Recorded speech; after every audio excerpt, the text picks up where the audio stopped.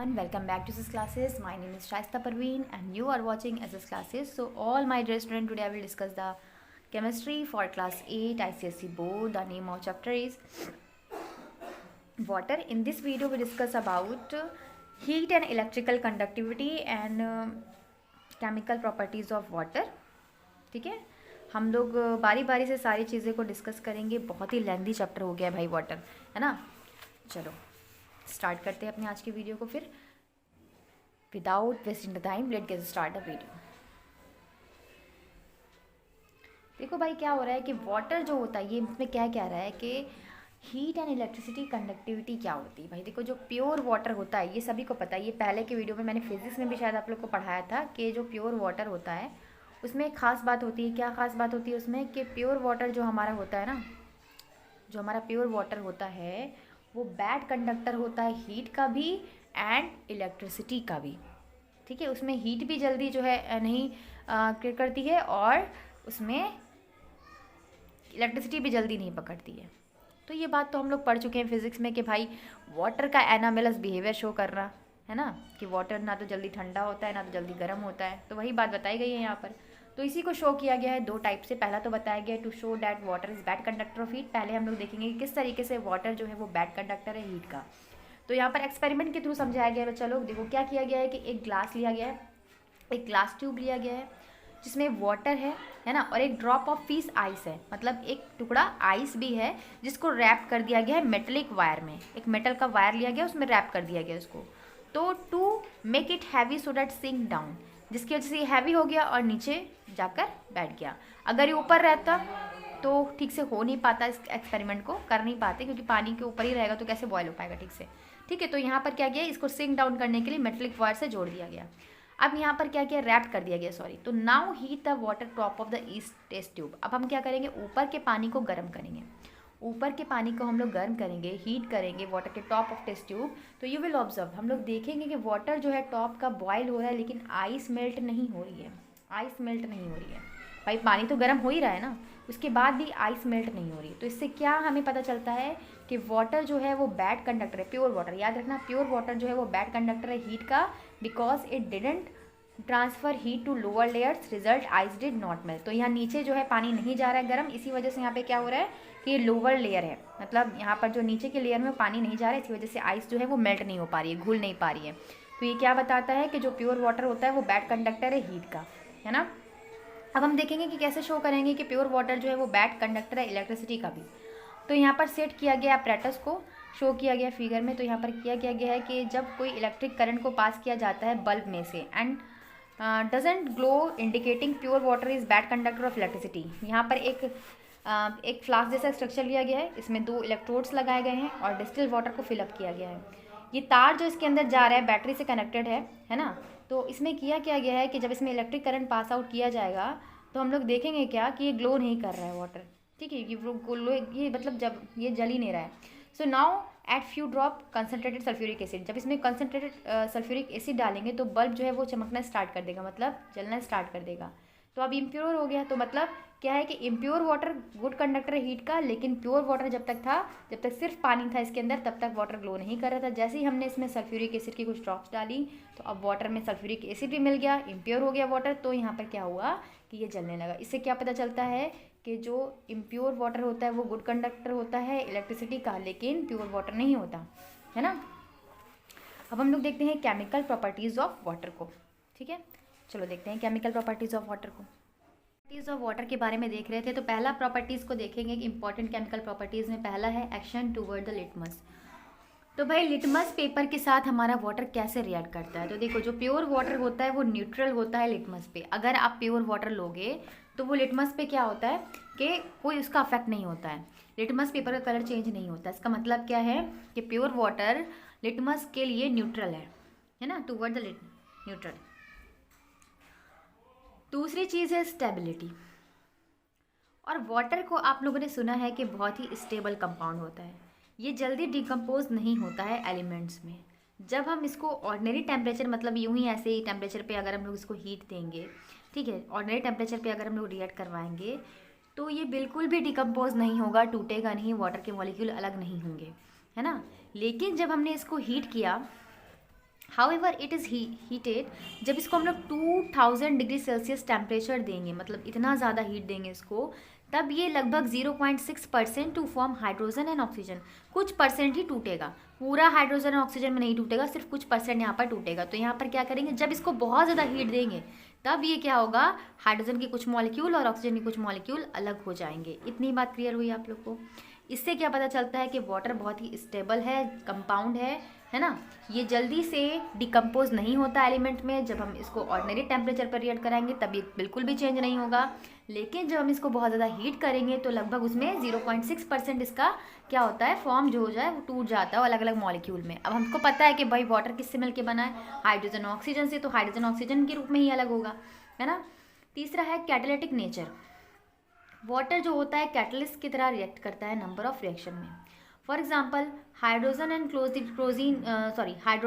Chlorine जो होते हैं वो रिएक्ट करते हैं presence of moisture and sunlight from hydrogen, और बनाते क्या हैं, हाइड्रोजन क्लोराइड।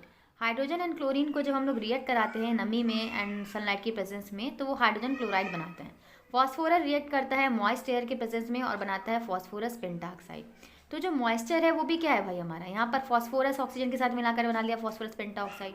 तो इस तरीके से वाटर क्या कर रहा है, मॉइस्चर के रूप में कैटलिस्ट की तरह काम कर रहा है। कैटलिस्ट क्या होते हैं सबको पता है कि जो रिएक्शन की स्पीड को बढ़ा सकते हैं, स्पीड अप कर देते हैं रिएक्शन को, उसको हम लोग बोलते हैं कैटलिस्ट। तो वाटर यहाँ पर एज अ कैटलिस्ट यूज हो रहा है, तभी तो बिना किसी चीज़ के सिर्फ मॉइस्चर के प्रेजेंस में, यानी मॉइस्चर क्या है, वाटर ही है ना, तो मॉइस्चर के प्रेजेंस में ही रिएक्शन हो जा रहा है भाई, है ना। अब दूसरा देखते हैं action of water on metals, कैसे जो है वाटर जो है एक्शन ऑफ वाटर का मेटल्स पर। तो प्रीसियस मेटल, जो बहुत ज़्यादा प्रीसियस मेटल्स है भाई, क्या है, सिल्वर है, गोल्ड है, प्लैटिनम है, इन पर रिएक्शन वाटर बिल्कुल भी नहीं करता भाई। आप रिंग पहने हो, बॉयज़ रिंग पहने हो, अगर रिंग सिल्वर की पहनो, चाहे गोल्ड की पहनो, चाहे प्लैटिनम की पहनो, तो वाटर से इसको धोगे तो क्या वो पिघल जाता है, नहीं पिघलता। तो मतलब प्रीसियस मेटल जो है वो उस पर वाटर कोई रिएक्ट नहीं करेगा, no action with water. And metals like जैसे कॉपर हो गया, एल्यूमिनियम हो गया, टिन हो गया, आयरन हो गया, ये भी नो एक्शन रिएक्ट करते विद ऑर्डिनरी टेम्परेचर। मतलब अगर ऑर्डिनरी टेम्परेचर, यूं ही टेम्परेचर पे आप उसको लोहे की अपने मान लो बहुत सारे लोग लोहे का वो पहने रहते हैं ना, मतलब क्या बोलते हैं उसको, रिंग लाइक जैसा पहने रहते हैं गोल गोल, तो धातु जैसा, तो उसमें क्या होता है, अगर उसको भी आप वाटर से धोगे तो भी वो रिएक्ट नहीं करेगा भाई। लेकिन सोडियम, पोटेशियम, कैल्शियम, ये सारे सॉफ्ट मेटल हैं and can be cut with knife, इसको हम लोग चाकू से भी कट कर सकते हैं। तो ये रिएक्ट करते हैं इवन विथ कोल्ड वाटर, ये ठंडे पानी के साथ भी रिएक्ट कर सकते हैं, फॉर्मिंग देयर कॉरस्पॉन्डिंग हाइड्रोक्साइड। ये ठंडे पानी के साथ भी रिएक्ट कर जाएंगे क्योंकि ये बहुत ज़्यादा एक्टिव होते हैं। ये हम लोगों ने पढ़ चुका है कि मेटल्स एक्टिविटी सीरीज में हम लोगों ने पढ़ा है ना कि सोडियम, पोटेशियम, कैल्शियम ये सारे क्या होते हैं, हाईली एक्टिव मटेरियल होते हैं। सोडियम तो बहुत ज़्यादा होता है, इसी वजह से ये लोग ठंडे पानी के साथ भी रिएक्ट कर जाते हैं, है ना। तो corresponding hydroxide and evolving hydrogen, और हाइड्रोजन बनाते हैं। तो यहाँ पर मेटल्स लाइक जैसे हाइड्रोजन गैस निकलती है, इसमें से इवॉल्व होती है। एंड मेटल्स लाइक जैसे सोडियम, पोटेशियम, ये सारे होते हैं under inert solvent like kerosene oil. इसी वजह से सोडियम, पोटेशियम को कहाँ रखा जाता है, केरोसिन ऑयल में रखा जाता है, इनर्ट सॉल्वेंट, ताकि भाई ये वाटर के साथ रिएक्ट ना कर जाए। क्योंकि भाई आपको पता है कि ऑर्डिनरी टेम्परेचर पे भी, मतलब ठंडे पानी के साथ भी रिएक्ट कर लेंगे, तो इसी वजह से इनको रखा जाता है केरोसिन ऑयल में। जब आप लोग केमिस्ट्री लैब में जाओगे तो आप लोग देखोगे कि सोडियम को कहाँ रखा गया ना, सोडियम को भी और ये सारे पोटेशियम को भी रखा जाता है केरोसिन ऑयल में, ताकि ये वाटर के साथ रिएक्ट ना कर जाए, क्योंकि मैंने बताया कि ये बहुत ही हाईली रिएक्टिव है, ठीक है। तो देखो कैसे ये लोग बनाते हैं, यहाँ पर हाइड्रोक्साइड बना रहे हैं और हाइड्रोजन को अलग कर दे रहे हैं। ये लोग पोटेशियम वाटर के साथ मिलकर के पोटेशियम हाइड्रोक्साइड बनाएगा और हाइड्रोजन यहाँ से अलग हो जाएगी। इवॉल्व मतलब निकलना।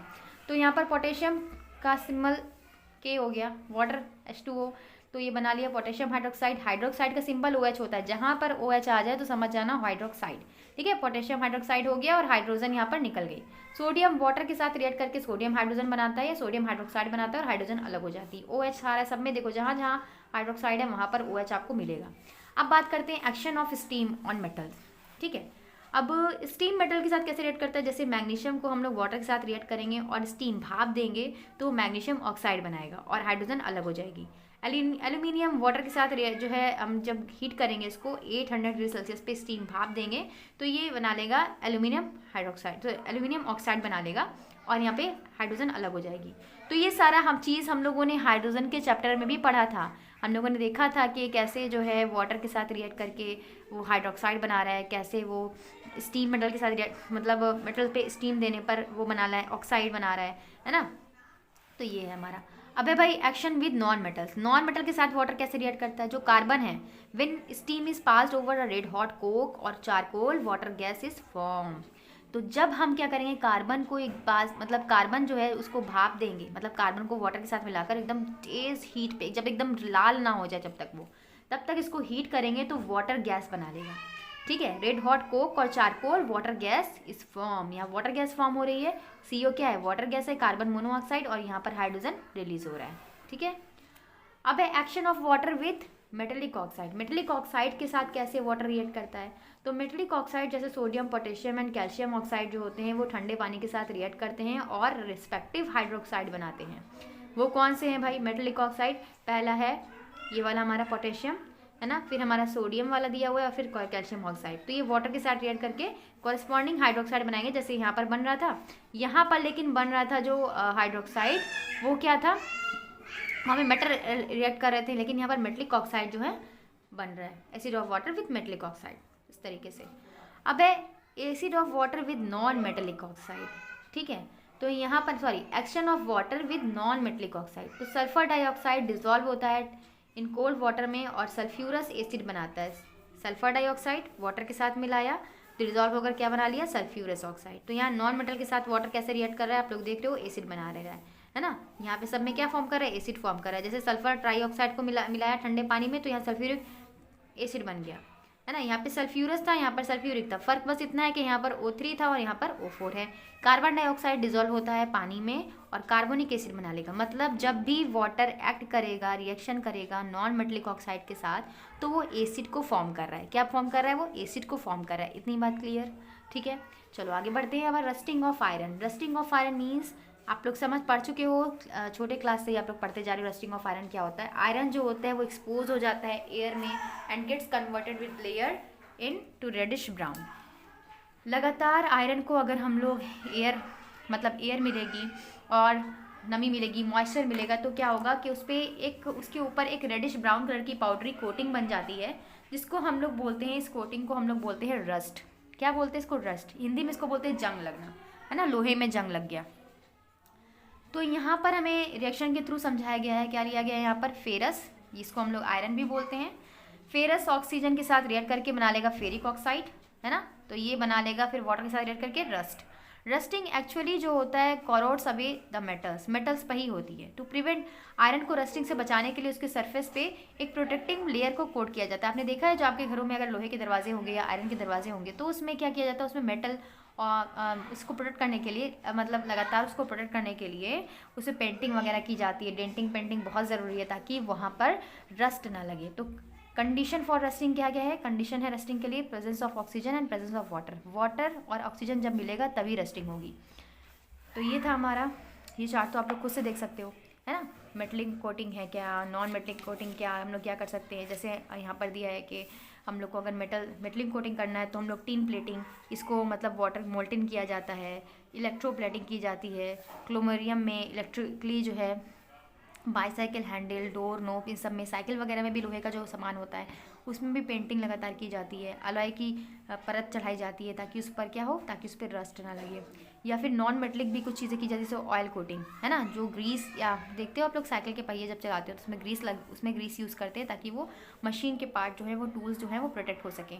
ऑयल पेंट का यूज़ कर सकते हैं। तो कोटिंग यहाँ पर दिया है, coating of iron articles with lead wind paints. यहाँ पे applied over the door and windows, door and windows पे हम लोग इसको अप्लाई कर सकते हैं। Plastic coating, iron articles are coated with plastic, कुछ पर प्लास्टिक की कोटिंग भी होती है, जैसे अंडरलाइन पाइप्स, अंडरग्राउंड पाइप्स पे। एनिमल कोटिंग, ठीक है, तो एनिमल कोटिंग क्या होती है भाई? ये मिक्सचर होता है आयरन एंड स्टील का एंड सिलिकेट्स का। यहाँ पर कुकिंग एप्लीकेशन जहाँ पे देखो रेफ्रिजरेटर वगैरह में इसकी कोटिंग की जाती है आयरन की फीस पे। अगर थोड़ा सा खरोच लगा तो फिर उसके ऊपर जंग लगना स्टार्ट हो जाता है।